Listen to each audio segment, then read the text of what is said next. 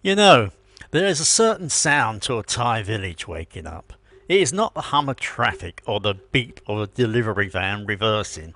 It is the roosters, obviously. The blasted things start at 4.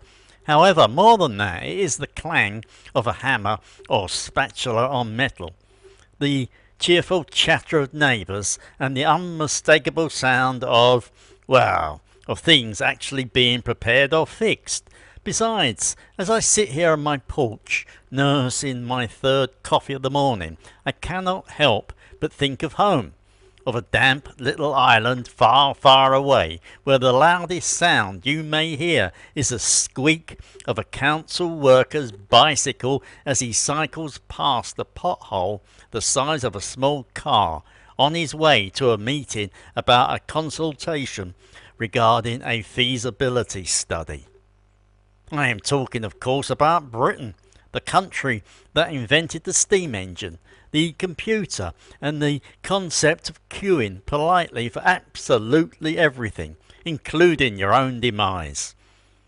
We are in the year 2026, and while we are worrying about AI taking over the world, Britain has been brought to its knees by a puddle. Not a flood, mind you, just a slightly damp patch on the road.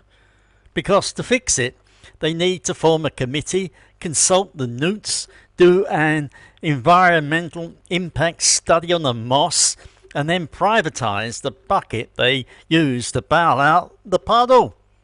Meanwhile, here in the Isaan region, we have a different operating system. Let us call it the Isaan OS. This morning, for instance, old Somchai from down the lane decided the wooden plank bridge across the irrigation ditch was getting a bit wobbly. Now, in Britain, that bridge would be cordoned off with yellow tape for 6 months while the council argued about whose jurisdiction it fell under. Not here. Within an hour, Somchai had flagged down a mate with a welding rig. 3 other neighbours showed up with bags of cement, and the local noodle lady brought a round of iced coffees. No forms were filled, no permits were sought, no environmental impact study was done on the terrified frogs in the ditch. They just fixed it. It is radical agility. It is community-led logic. Besides, it was a sight which makes my old heart sing, even as my British brain screams about liability insurance. That brings me to the village headman. He is not a faceless bureaucrat in a distant town hall who you have to email and wait 3 weeks for a standardised reply. He lives next door down a ways on the opposite side of the road. His cows sometimes get very near to our garden wall. He is, for better or worse, directly accountable. If the village water pump breaks, he does not call a helpline in Bangkok and put on hold for an hour. He organises a whip round, buys the part from the shop downtown, and by sundown someone has fixed it with a bit of wire and some good old-fashioned ingenuity. He is a leader, not a manager, and that is the fundamental difference. Now, let us pop back to the developed world for a moment. Let us look at the great unravelling. Britain is currently suffocating in what I call the red tape death loop. Take the railways. You want to get from Manchester to Leeds. Good luck. The train is cancelled due to a shortage of rain or some other modern malaise.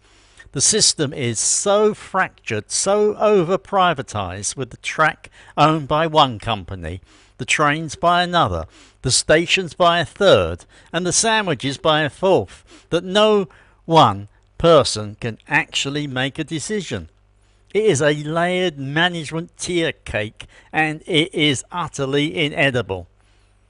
Meanwhile, our rural logistics here run on a network of motorbikes, pickups and flatbed truck taxis and sheer determination.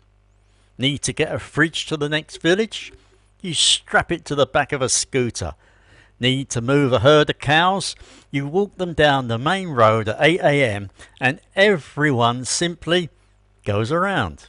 It is seamless. It is low tech. Besides, it works. It works because the goal is to solve the problem, not to follow a process.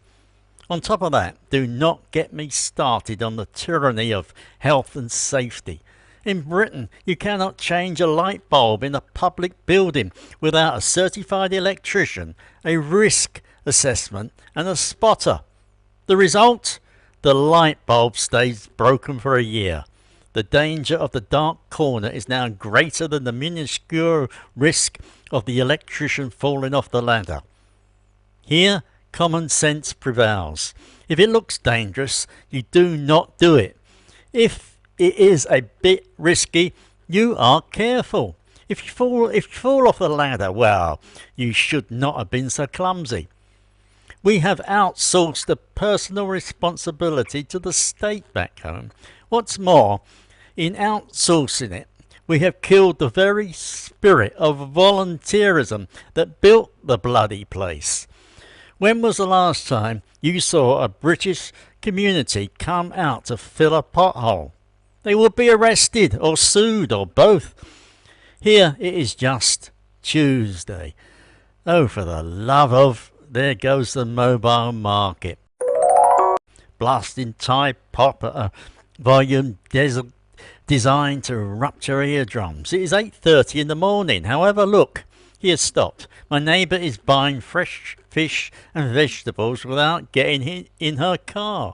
He is selling, she is buying, the economy is happening, and there is no app for it. It is human connection. It is messy, it is loud, and it is gloriously infuriating efficient. It is the village vitality mocking the great unravelling of the West. So, what is the lesson from this global fringe?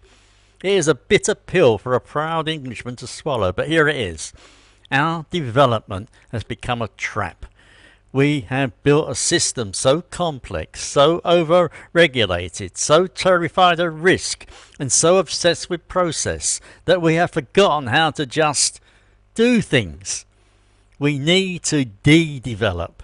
We need to strip back the bureaucracy, empower the local headman, and trust people to use common sense again. We need to learn that true efficiency is not found in digital monitoring or state control. It is found in shared initiative. It is found when your neighbour helps you fix a bridge, not because a government target says it has to, but because it does not want to fall in the ditch on his way to get his morning coffee. That, my friends, is the grand irony. I came to this little corner of Thailand for the sunshine and the cheap beer. However, I stayed because I rediscovered something I thought Britain had lost. The simple, profound competence of a community that just gets on with it. Now, if you'll excuse me, I have to go. The mobile market is playing a song I almost recognise, and I need to go and stand in the middle of the road to stop the traffic so my neighbour can reverse her pickup truck out of her driveway. Same as we have always done. God save the King and common sense.